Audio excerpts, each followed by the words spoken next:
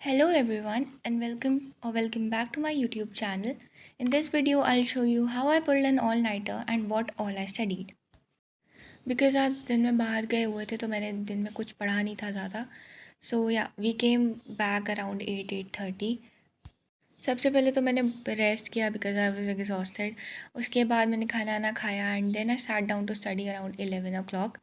तो या here I clean my table first. उसके बाद I sat down to study chemistry because chemistry में मैं अपना वन शॉट पूरा नहीं देख पाई थी. मेरा अराउंड वन आवर 40 मिनट्स का बचा हुआ था. तो मैंने टेबल क्लीन करके अपने नोटबुक रखा जिसमें मुझे नोट्स लिखने थे and then I started with that one shot. उस वन शॉट को देखते देखते मैंने ओकेजनली नोट्स बनाए थे. बेसिकली मैं अपनी फेयर नोटबुक में बना रही थी स्कूल वाली, just to show it in school. Like अगर कभी उन्होंने मांग दी नोटबुक तो मेरे पास कुछ दिखाने के लिए होना चाहिए. तो हाँ, मैं अपने फेयर नोटबुक में बना रही थी. वो फिनिश करा. साथ में वो न्यूमेरिकल्स भी लगवा रही थी इंटेक्स वाले. तो मैंने वो भी फेयर में लगा लिया ताकि मेरे पेजेस जल्दी भर जाएँ. क्योंकि लास्ट ईयर कुछ फेयर नोटबुक बनानी नहीं पड़ी थी एक्सेप्ट फ्यू सब्जेक्ट्स.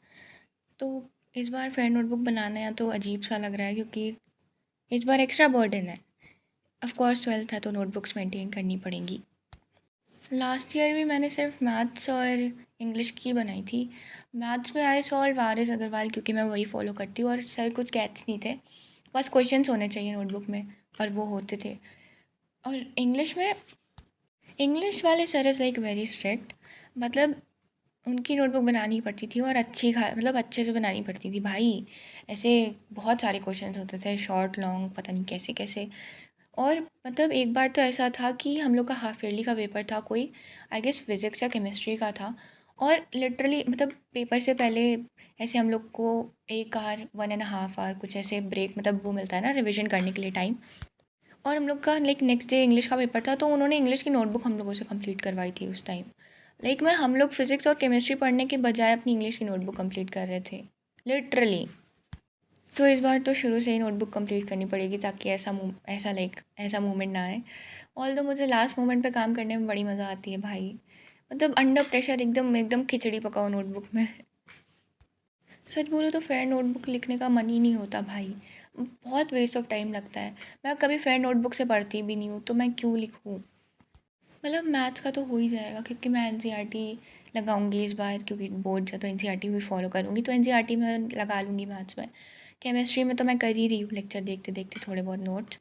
और फिज़िक्स में भी ऐसे नोट्स लिखने हैं और न्यूमेरिकल्स लगाने हैं तो न्यूमेरिकल्स मैं सेल से लगाती हूँ तो मैं थोड़े बहुत उसमें लगवा लूँगी. भाई बात यह है कि मेरे को रफ़ में जल्दी जल्दी न्यूमेरिकल्स करने में ज़्यादा मज़ा आती है. अगर मैं रफ़ में 1 घंटे में 10 क्वेश्चन कर रही हूँ ना तो मेरे को फेयर में 2 घंटा आराम से लग जाएगा वो क्वेश्चंस करने में. मैं बहुत बहुत वाहियात तरीके से अपनी फेयर मतलब लाइक रफ़ नोटबुक में करती हूँ.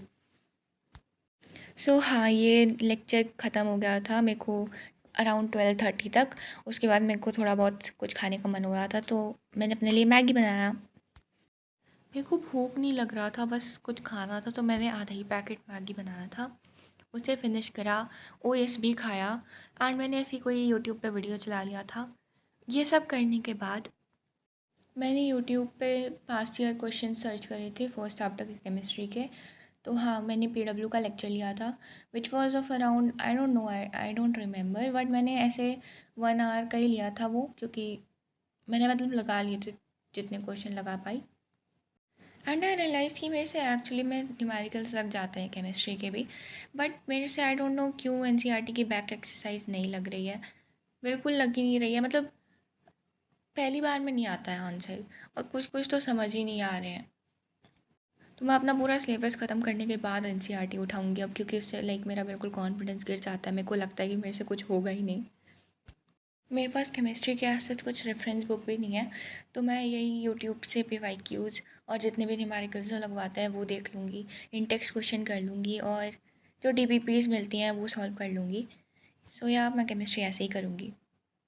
ये करने के बाद 1 घंटा मैंने फ़िज़िक्स का लेक्चर देखा जो कि मैंने 1 घंटे का पहले ही देख लिया था तो मेरे को उसके बाद कंटिन्यू करना था. सो मैंने वो देखा और मैंने साथ में नोट्स भी बनाए अपने. आई एम वेरी ग्लैड कि मेरे से इस साल न्यूमेरिकल्स लग रहे हैं फ़िज़िक्स के. लाइक स्टार्टिंग में तो मेरे से 11th में भी लगे थे. बट हाँ, आई जस्ट होप कि एंड तक भी ये ऐसे ही कंटिन्यू रहे, क्योंकि बोर्ड्स में तो वैसे भी क्वेश्चंस का लेवल बहुत हाई आता है, तो एटलीस्ट अच्छे नहीं तो एवरेज मार्क्स ही आ जाए बोर्ड्स में। लाइक मैं चाहती हूँ मेरे अच्छे हैं, बट मैं इतनी एक्सपेक्टेशंस नहीं अपनी बढ़ाना चाहती कि मैं लास्ट में रहूँ। बट या all I can do is try my best, और बाकी जो बाद में होगा वो देखा जाएगा। हमारे फिज़िक्स वाले सर बता रहे थे कि इस साल का पेपर बहुत टफ आया था, और जिस सेंटर में वो गए थे बहुत कम बच्चे पास हुए। पास ही बहुत कम बच्चे हो रहे हैं भाई, अच्छे मार्क्स तो दूर की बात है। आई डोंट नो क्यों इतना लेवल हाई कर रखा है फिज़िक्स का। क्लास 10th में जब आए थे स्टार्टिंग में, तो टीचर्स ने इतना ज़्यादा डरा दिया था कि बोर्ड्स हैं इस साल, बोर्ड्स हैं, सीरियस हो जाओ, ऐसे नहीं चलेगा वैसे नहीं चलेगा। बट ऑनेस्टली 10th का सिलेबस ऐसा था कि अगर मैं लास्ट के 3 महीने भी अच्छे से पढ़ लूँ ना, तो भी मेरे अच्छे मार्क्स आ जाएँ। उतने ना आए बट अच्छे मार्क्स आ जाएँ। और मेरी क्लास में सीरियसली ऐसे बच्चे थे जिन्होंने प्री बोर्ड्स तक में चीटिंग करा है, प्री बोर्ड 2 में भी चीटिंग करा है, और फिर फाइन मतलब बोर्ड्स में उनके 90 अबव आए हैं। तो 10th इतना टफ नहीं है, लेकिन इतना इतना बच्चों को डरा दिया जाता है। मैं एंड में जब बोर्ड्स पास आने वाले थे, जब मेरी डेट शीट आ गई थी, तो मैं इतना इतना ज़्यादा डर चुकी थी, मैं लिटरली रोई हूँ अपनी मम्मी से कि मेरा कैसे होगा। और अब मुझे हंसी आती है उस बात पे, क्योंकि इट वाज़ वेरी ईजी भाई। सो यस, वो लेक्चर फिनिश करने के बाद मैंने फिज़िक्स से न्यूमेरिकल्स लगाए एस एल अरोड़ा से। 10 ही लगाए थे क्योंकि मैं बहुत ज़्यादा थक गई थी, तो या दैट्स ऑल आई डिड। उसके बाद मैं सो गई थी। That is it for this video. Thank you for watching. Bye bye.